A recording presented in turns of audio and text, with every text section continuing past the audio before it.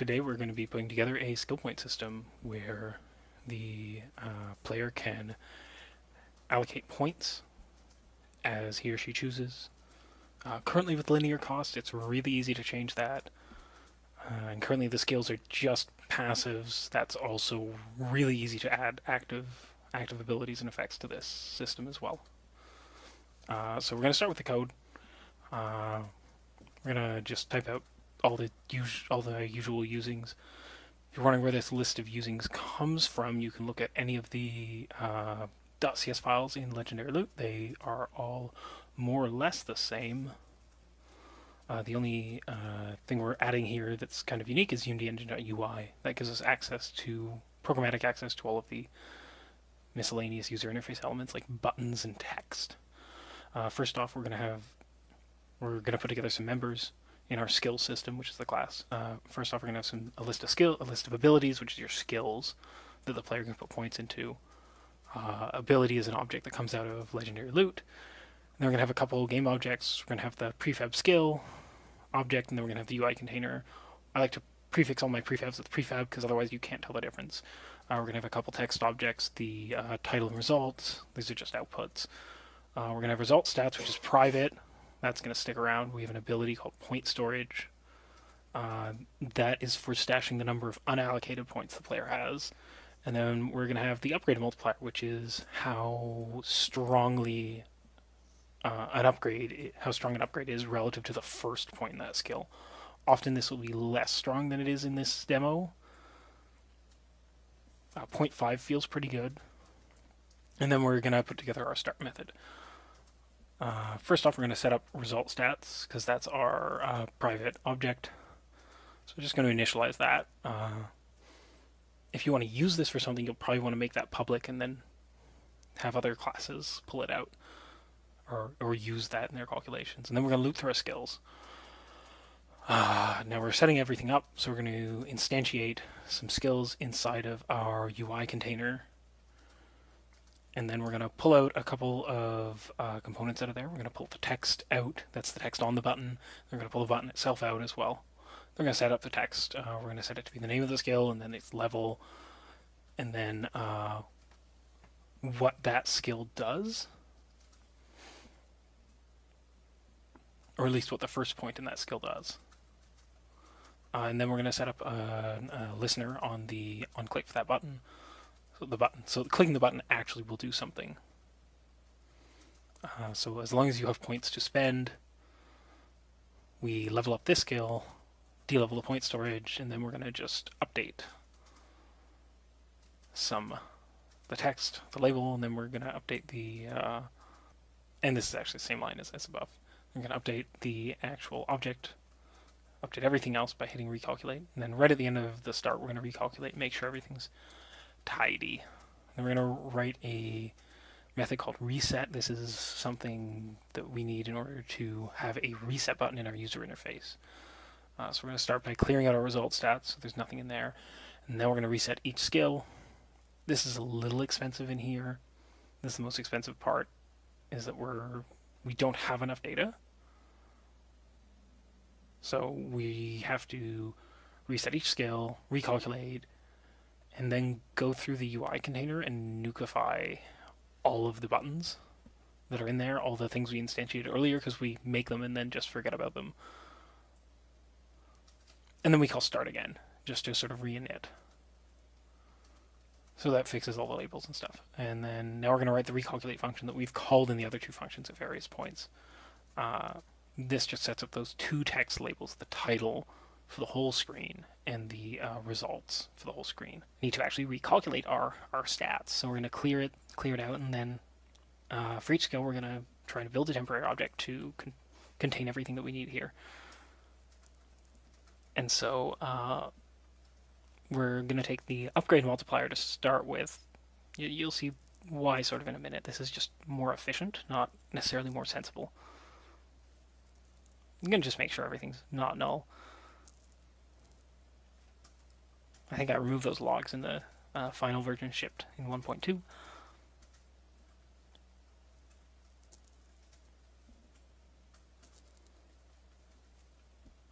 So then we're going to multiply the our multiplier by the level, and then multiply that by the actual base stat for that skill. And that gives us our result, which we, of course, add to the results, and then we forget about that intermediary object, and we recalculate all of your passives every time, and then we set the result text. Now that we finish building up that result stat object. To string concise doesn't show the stats that happen to be 0. It's kind of handy for that. And then we're basically done that part. Now we need to do some scene setup.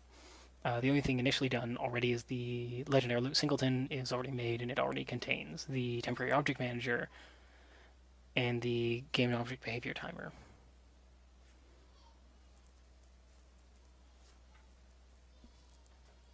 So we're going to need a canvas and a panel. We're going to just change we've changed the camera so its background color is just nice and blue. So we're going to set up a panel object that doesn't quite fill the screen.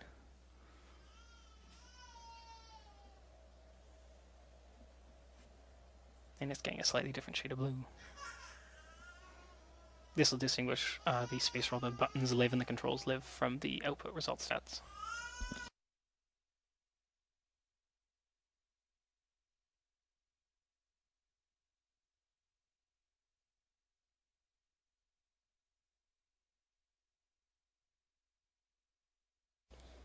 As a side note, all of these controls are basically impossible without a touchpad because zooming is so painful.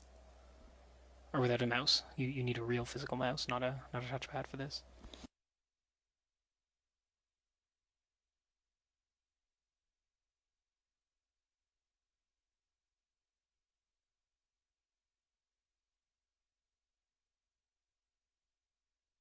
The next little bit's going to be pretty quiet. I'm just clicking through the user interface, setting everything up.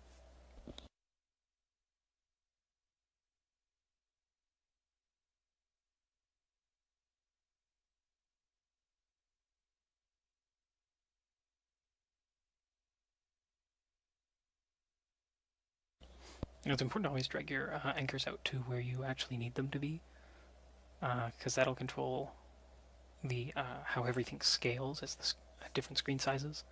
You can test this by just like scaling your actual like game window to different sizes and seeing what your user interface does.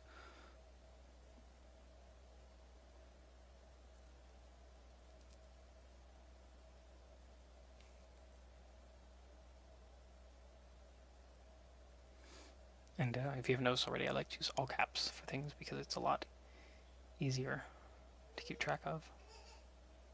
It's a lot easier to read, more legible. Now in this one I actually misplaced the 2 left-hand anchors. Later I had to go back and fix that because I changed my resolution and it all went to pieces. So yeah, don't do that. Get your anchors in the correct place.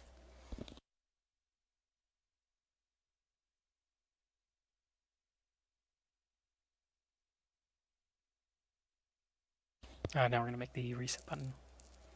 I'm going to make it a nice, sort of an alarmy color. Because it's reset all your points. It's sort of important for that to be.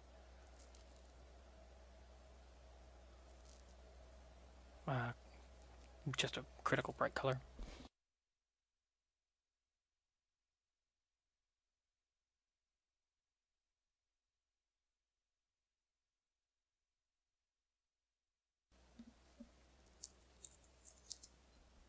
Alright, now we're going to set up the prefab.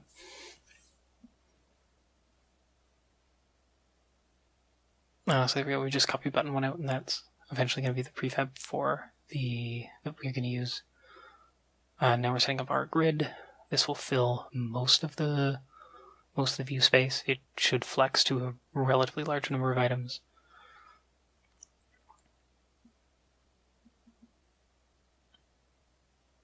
Now we're just going to put the actual grid in it.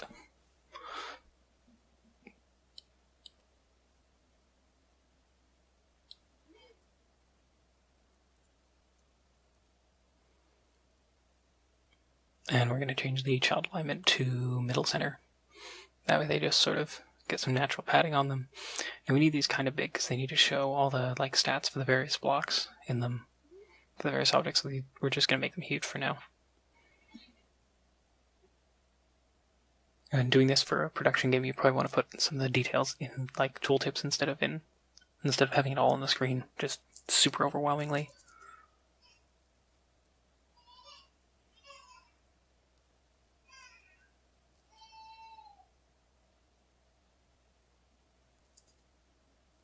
Then we're gonna set up this button to make it not a reset button. So we're gonna make it a nicer color. There we go. It wasn't updating, don't know why. Unity 5.4 is a little buggy. All the tutorials and demos and stuff are all done in Unity 5.4. That's why you'll see MonoDevelop in use here. Because that's the oldest version I support, and so I sort of have to build everything there, and then it easily ports forward in newer versions without effort. We're going to put a shadow on those buttons. We're going to put a shadow on the text on the buttons. Shadows on all the things.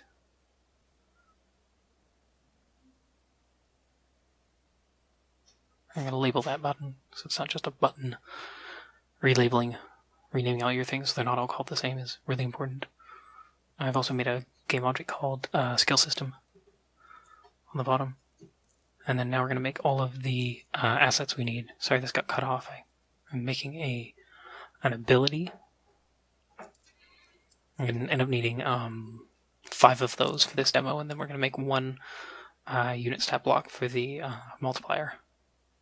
There we go. Quickly Control D to copy those out, to clone them out and get nicely numbered things.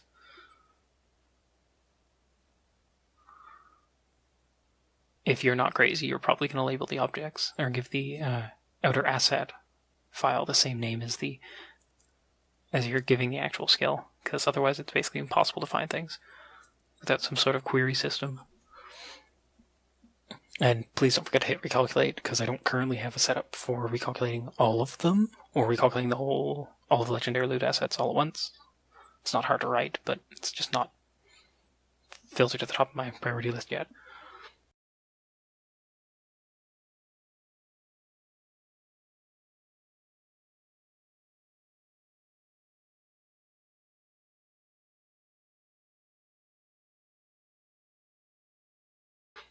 So we're going to make 3 skills. Harder, better, faster, stronger. And then clicking into the base effect lets us edit each skill's specific stats that it applies, or that it can apply at times. And in this case, we're actually, in the skill system that we wrote, we're actually wrenching that important detail out. We're just pulling that right, plucking it out of the ability, sort of out of band, and applying it to this result stat to sort of show what all these passives add up to.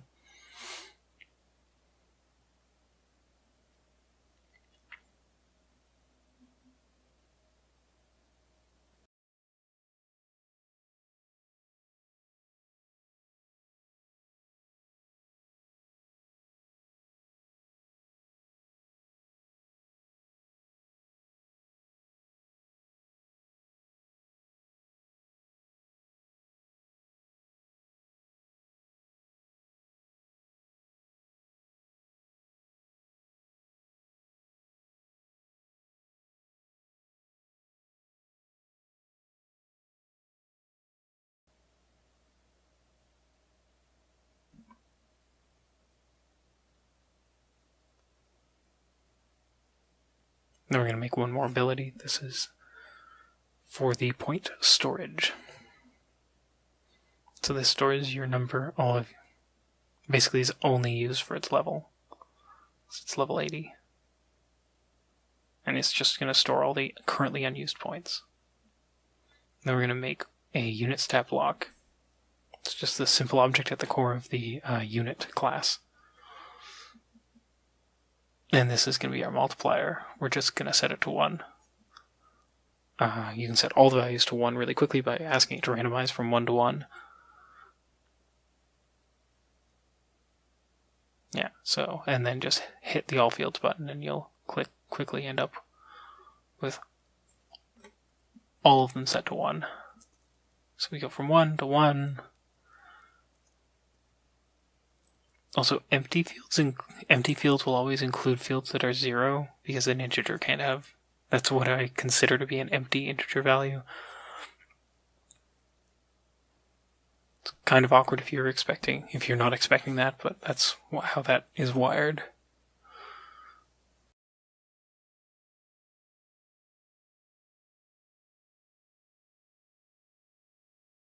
And for some reason, by some of these drags don't. Sometimes the drag and drop UI seems to fail me. I haven't had that in the newer 2018 builds, but it's definitely a thing in 5.4. Alright, let's try this out. Cool. Oh, no, that's a little wacky looking. Why are they all stronger? That's the last one. Looks like something's not getting set up quite right. Let's take a look. I suspect the listener. Something in the listener.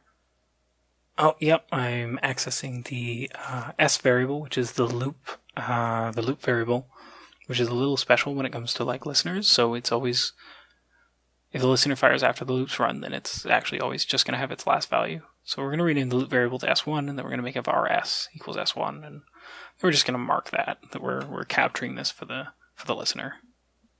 That means that each listener will get its own reference to its own correct skill. So now we pop over, run this. Yeah, there we go. 2, 1, 0. There. Now we're out of points. Got some points in every skill. Every skill shows the amount each point gives. Hit the reset. And it didn't do anything. Why didn't the reset do anything? Oh, because we know the on-click set. Alright. Well, now let's pick the object.